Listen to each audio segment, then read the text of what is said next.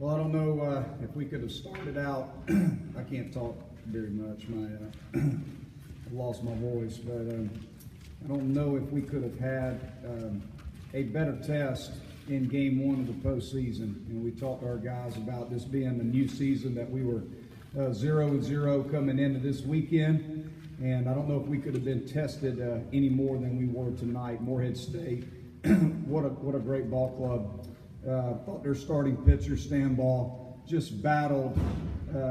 He battled all night long. We had multiple runners on base, I believe, in 6 out of the first 7 innings. I know we had 2 on in the first 3 innings, had a runner on in the 4th, Seth hit the home run in the 5th. We scored 2 runs on him in the 6th, and then we had multiple runners on again in the 7th. So he battled all night long with runners on base and did an outstanding job of getting out of it. And they gave us all that we could handle. I mean, obviously we were down early in the ball game on a tough play, but our guys, they stayed poised, which we talk a lot about with our program, with our guys. Stayed confident. Nobody was frustrated, by the 2 errors in the inning. It just happens. But our guys did a good job of moving on from it. I thought Brooks pitched extremely well. Thought he did an unbelievable job, and our bullpen was phenomenal, as it's been all year long. And we had to use them. I mean, again, as much as we would have liked to have gotten through the game, being able to save a couple of those guys, Morehead State just put us in a position where we had to use a number of guys, a number of go-to guys to win the ball game. But again, just a great baseball game. I don't know if I've been in a more stressful ball game in my life, but awfully proud of our guys, just how poised they are, how they continue to compete, and we found a way to get game 1 here in the regional. Questions for the student athletes? Jordan, your second walk-off hit in a month. You had the error early. I know that you're a guy, you have a short memory, but were you thinking about that at all when you came up to the plate in that situation? No, I mean, you got to clear your head. I mean, when I went up to bat, the only thing I was worried about was the pitches I was about to get, and just sticking to my process, making sure I'm taking a deep breath, seeing the pitch come in. I knew I was going to get sliders, so I knew what I was going to get, so I was able to make sure I stayed on it just enough to get the hit, get through the hole. Jordan, how much did you know about the Hatcher guy? I mean, obviously, a guy you hadn't seen it all year. So. Hatcher's guy you got hit off. Oh, yes, yeah. That should say enough. I don't know anybody by name. I just knew. Coach Buck came up and told me that he throws a lot of sliders, and after I guess the Florida State walk-off, if I come in that position, I got to be expecting not a fastball, something other than a fastball. So I just felt like I had a good approach going up to the plate, and just wanted a good pitch to hit, and worked out for me. Jordan, this was a team that threw a lot of off-speed. How were you guys able to adjust in-game, knowing that you kind of knew what was coming? It wasn't necessarily the fastest stuff that you guys were used to seeing. Yeah, I mean, kudos to them. They kept us off balance most of the game. Starting pitcher, like I said, I forgot the names, but he had a really good changeup, and he was throwing it thigh high, and it dropped out of the zone for a lot of people. It got me, got a few others, but we were able to, after a few times through the lineup, regroup, readjust, go from at bat to bat, what happened last at bat, work off it, make those adjustments, and go up to the plate the next time in a better position to hit. So just at bat to bat, just adjusting. That's all it was. Drew, was that the 8 guys on the lineup were batting over 300. What did you notice about their approach to the plate? Yeah, I mean, they have a pretty aggressive approach. I mean, threw it around the strike zone, I knew they were going to put it in play just because of how their averages were. I mean, it kind of went through my mind that 1 through 8 was batting over 300, so that kind of worried me just a little bit because I'm a strike thrower, so that kind of worried me a little bit, but they're a pretty good team. I mean, they put the ball in play. I mean, they gave us a run for our money today. Drew, your approach heading into that final at bat, are you thinking I can win it with 1 swing, or is it just get on base? Yeah, I was just trying to get on base, whatever it took, honestly. And, when he started me off, I think it was 3-1, just trying to, I knew he liked to throw that curveball. So he threw it in a good spot, and 3-2, I was just trying to get on base, whatever I could do. And, he threw me a curveball again, I fought it off, and I got that blue pit.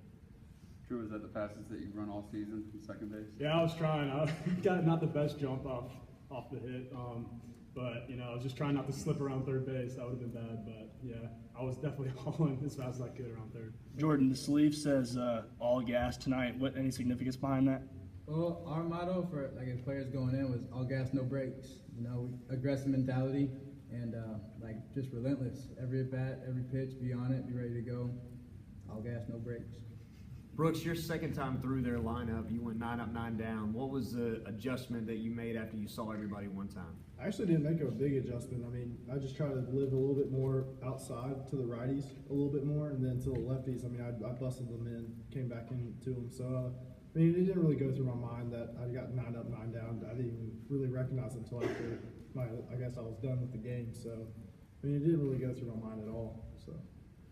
Jordan, after Florida State, you told us you didn't really know how to react. You didn't really know what to say. What do you think now? I'm still stunned. I really don't have anything for you. I wish I did, but I'm not Seth Beer, so I'm very new to this, and I hope it keeps going. I'll take it, but I really have nothing. I'm still stunned. Coach, you got Vanderbilt tomorrow. Let me just finish. Are we finished with the players? Players good? All right, guys, you can go.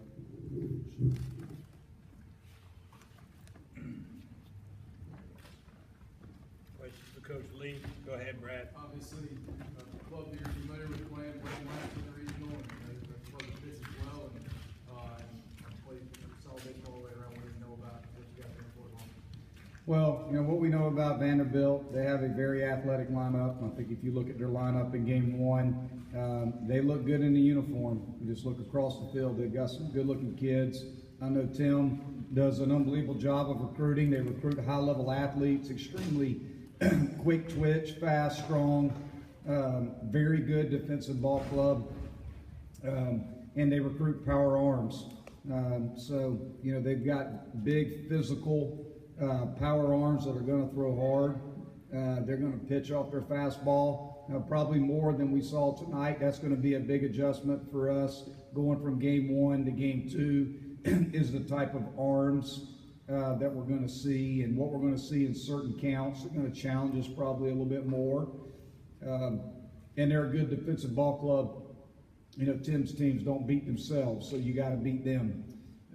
But I'll say this, the great thing about tonight's game and what we can take from tonight's game going into tomorrow, which is what I told our guys after the game, is we can't be tested any more than we were tested tonight. Our club's really been tested a lot this year. We've got 15 one-run games, wins. So, we've been tested all year long, and again, I think that going through what we went through tonight is only going to help us going into tomorrow when it comes to being ready to go, getting those first game jitters out of the way. I felt like we were a little bit out of whack early in the ball game, just trying to get our timing down. The toughest part, sorry, I don't have much of a voice left. The toughest part for us is trying to go from playing last Saturday to playing Friday. Our guys are so routine-based, and we're able to get those midweek games in and keep our guys fresh and on a routine. I felt like we were a little bit out of whack first time through the order. Second time, we settled in a little bit more. Thought our pitching staff did a phenomenal job. I don't know if we could have pitched better. We really did a great job. You take away, scored 2 runs in the 1 inning off 2 errors. Besides that, we did a really good job on the mound. So I was proud of our pitching staff. So, but Vanderbilt's a good club. They play in the SEC, one of the best conferences in the country. They're going to be tested. They're going to be ready to go. So it'll be a heck of a test. But thank God we're playing tomorrow night. Speaking of pitching, Monty, what's your plan for tomorrow night? We're going to discuss it. Coach C and I and Bradley will talk about it here in just a little bit. But I would imagine we're going with Higginbotham. We've been doing that all year long. So But I'm gonna talk to them before we announce, but that would be, probably what we wind up doing. As it got into the later innings, did the play at the plate where Hawkins got thrown out with beer on deck, did that enter into your mind to think No, not at all. You can't.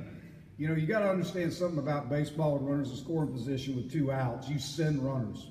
You got to send the runners. You can't focus on who's on deck whatsoever. That's why when runners get thrown out at the plate, they get thrown out with 2 outs because you send them 100% of the time. You force the defense to make a play, and I thought it was the right play. He had to make a good throw. No, that was absolutely the right call in that situation. Now, if it's 1 out, that's a different scenario altogether. When you've got a sac fly sitting at third, but with 2 outs, 100% of the time, you're going to send a runner. You're going to try to score a run. Coach, speaking of Hawkins, you said the other day that you plan to use him against left-handed pitching. He came up big for you tonight. You plan to leave him in there regardless of whether you face a lefty or righty tomorrow? Well, Hawk does a good job against left-handed pitching. We felt like he had good at-bats against left-handed pitching in the ACC tournament. We really hadn't had an answer, so to speak, versus lefties in that spot all year. So we felt like, let's give this guy a crack. He's got some power. And he put together some good at-bats, I felt like. So we decided to go with him again. But, we're going to look at the matchup. We spend a lot of time looking at stats, split stats, righty and lefty. Obviously I'm going to consider it because he had a good night for us tonight. But we'll also look at some of our left-handed options if we're facing a right-hander. Monty, can you talk about the job that Crawford did for you tonight and keeping you guys in that game against that lineup? Well, Brooks has been just so consistent all year long. And that's kind of what he does every time out. Brooks hasn't had a start all year where we had, and obviously I'd have to look back, but I don't recall Brooks having a start where we had to go get him in the third. He hadn't had one of those starts. Almost every time he goes out there, he's going to be able to get you two times through the lineup, and a lot of times here lately a third time. He's getting better and better as the year is going on. So, I hated that we had to take him out of the ball game. We felt like at the time that was the right matchup to bring in the lefty to face the lefty, but overall. Brooks has been, probably our most consistent starter this year now. I'm awfully proud of him. How good did you feel about having Jordan up in that situation, and how important is it to get this win, especially with the pitching you guys used tonight? Ask that again. How good did you feel about having Jordan up in that situation, and how important was this win, especially with the pitching you guys had to use? Well, anytime you're the home team, you feel pretty good about it in a tie ball game because you get the last at bat. So we're going to get the last crack at them. When Wharton got on with the flare hit, and honestly, I was super proud that Cromwell got the bunt down. Once we got the bunt down and we got Jordan coming up, in that situation, you feel pretty good about it. You got a veteran hitter. He was sitting on sliders. We had went over the scouting report when they brought Hatcher in that he was going to spin a lot of sliders, so just sit on it, especially with runners in scoring position. So, he did a good enough job of just staying on the baseball enough to get it through the 6th hole, and he won the game for us. How happy were you to see the bottom of the order come through for you and win Well, the game? that's a good question because the bottom of the order did an outstanding job for us. If you look at Green, Green down. Green was 2 for 4 with a run scored and an RBI. Hawk was 2 for 4 with an RBI. Sam Hall hit a big double and then got picked off at second base. But, the bottom of our order, did a nice job tonight. After you leave this press conference, are you going straight to meetings? What time do you envision you'll go to sleep tonight? Probably, it'll be 3 a.m. bare minimum. And then my sleep band, our fatigue science bands. If I'm lucky to get 4 or 5 hours, that'll be a good night. So, but no, I'll be here for quite a while. I'm usually the last one to leave. And I on that note, I think it's a good time to end. Thank you, guys.